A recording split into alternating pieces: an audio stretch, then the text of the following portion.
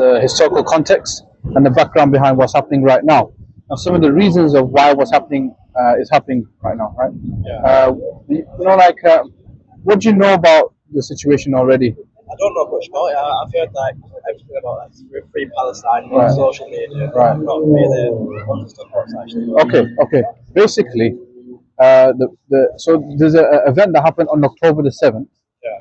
where a bunch of Palestinians who lived in Gaza. Now, Gaza is here. That's the Gaza Strip. Gaza is about 25 miles long, 4 miles wide, and it's surrounded by a 30-foot wall. It's like an open-air prison. Basically, you can't leave and enter without the permission of Israel. So there's a whole civilization of people living there. Have life. They've got colleges, there's universities, there's hospitals that did exist, that don't anymore. And that's just Gaza, right? So there's and 50% of the population is under 18, and majority of the population is uneducated. Therefore, there's always been an incentive for people from Gaza to leave, right? Because there's always like water problems there, because of lack of sanitation, lack of like water supply, right? Because Israel will always cut it off, for no reason, right? Until they've done it for permanent now, right? There's always issues there, and that's why they had loads of donations for Gaza even before this genocide kicked in, right? There's loads of orphans in Gaza, right? Then you have a bunch of like young men who escape this region. They dig under this wall and they come out. When they come out, they come across ex-IDF. So everybody in Israel has to enroll to be part of the military, right? And eventually you leave and you're now a normal citizen, right? Yeah. So the ex-IDF were obviously a bit radical, right? Because when you go home tonight, just look up Israeli settlements, how they've been destroying Palestinian homes to create more space for people coming into Israel. So Jews from America, Russia, Germany, right, making space for them to have more of a migration of Jewish people coming into Israel, right? No, I wouldn't say Jewish people, more Zionist people, more of a Zionist ideology, right? And then, so they have an encounter. The Israeli army gets involved, right? They start shooting ballistic. They kill their own and these men, right?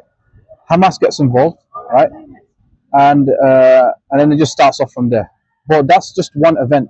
This has been happening since Israel's been bombing Gaza consecutively, annually, every year since like 2000, using like aircraft and drones supplied by the UK and the US. They've been bombing every single. You can look it up tonight if you want as well. Right? But the idea of, let's say, the Palestine and Israel, this happened in 1946, right? Where there were Jews who were trying to flee Nazi Europe, the Germans, or the Nazis. Britain facilitated this migration to Palestine by force, right? Because the Ottomans ruled that region. They defeated the Turks, and then now they had access to this land, right? Now, I have no problem with Jews living in Palestine because Jews already live there, right? My issue is, why are you now invading a land and then forcing people to come to your terms and conditions, right? So this documentary here talks about how slowly over a period of time, right, the Palestinian people who are used to having their own homeland were now forced to agree to give up a large amount of their land. Right, so this is basically an agreement that happened in the United Nations in 1946, 1947, sorry, where the United Nations said that, okay, we want a peace agreement between this mass migration of Jews and the Palestinian people. But the Palestinian people were like, we don't mind the Jews living here, but we don't want them to take our own land or our own homes by force, using tactics from the British, etc., etc. Right? So it's pretty unfair. Like, imagine me living in my own house, me sparing a room for somebody to live in, and then the next day somebody says that, mate, you can only have half of your house now. That other half is his now. You can't do anything about it. An outside force does that. I'm not allowed to make that decision. So that's why there was a revolt of the Palestinian people fighting back, but they eventually lost it because of the funding from the British and the Americans, right? And over a period of time, they've just been, all these people who live throughout this sparse land have been just cramped into these small spaces. So Gaza has a population of about 3 million people. That's roughly the population of, let's say, Manchester. But it's like only in a space of 25 miles. Do you understand? Right? That's 4 miles wide. It's a very cramped space. So, you know, that's why there's so many apartments in Gaza, because they just keep building on top on top. So when Israel does throw a bomb, it just kills a lot of families. Right. There's also a couple of documentaries and a couple of other people here, such as Norman Finkelstein, Ilan Pappé. They're just academics, and the Jews themselves, right? And they're just trying to narrate what they think is historically right. If you open up as well, we'll explain to people what Zionism is and what it's not. These are Orthodox Jews protesting against what Israel is doing. They're protesting for Palestine.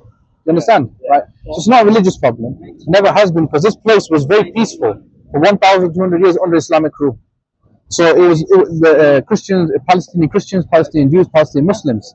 They all look Palestinian, but they were of different faiths, live side by side, no problem, right? So the media now trying to put a twist onto it, saying that it's Islamist jihadis, right, attacking Israel. And if I say anything bad about Israel, I'm now anti-Semitic, right?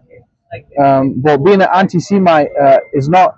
I can criticize anybody for whatever, right? That's my right. So if somebody does something wrong, also does an action, I'm allowed to be critical of that certain action, right? So me being critical of an action of Israel by killing babies, right? That's 20,000 kids now to this day, right? Me defending that and saying that what Israel is doing is wrong, according to international law, I become an anti-Semite. Doesn't make sense, is it? Right. So if you look at a couple of these YouTube links, it'll just be pretty eye-opening, and you have that over there as well, right? You know what? And that's it. You know, because the media is not doing a good enough job, so we're just trying to do as much as we can, right? I have a YouTube channel. I do this in person, right? Because as a Muslim, I have to stand for justice.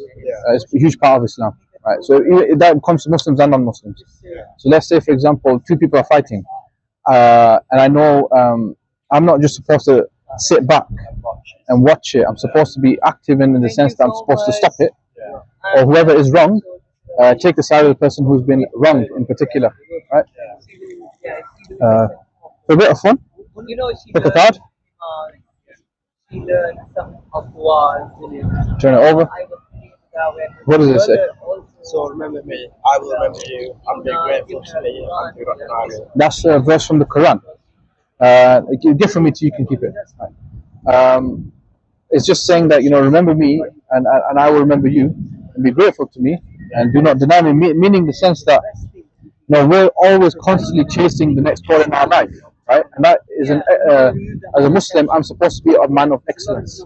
I'm not supposed to just settle for okay. I'm supposed to be the best at whatever I do, right? Whether that be in my education, whether that be in my sport, whether that be my whatever it is, I'm supposed to excel as much as I can, right? But here, there is another, from the Islamic perspective, we believe there's another element to the human being, right? So, you know, you have body and mind, right? But we believe in the concept of a soul as well, right?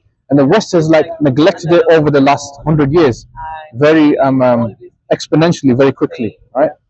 And that's why you have a rise of, let's say, mental health now, because a lot of people don't understand some of the symptoms of these disorders, and they're like, you know, why am I just all of a sudden getting depressed? Why am I? Why do I have chronic depression, etc., etc., right? For example, you know, from the Islam perspective, you know, jealousy, it's not a medical problem; it's a spiritual problem. Me being jealous of somebody is something to do with my heart. I've got some kind of disease in my heart, right?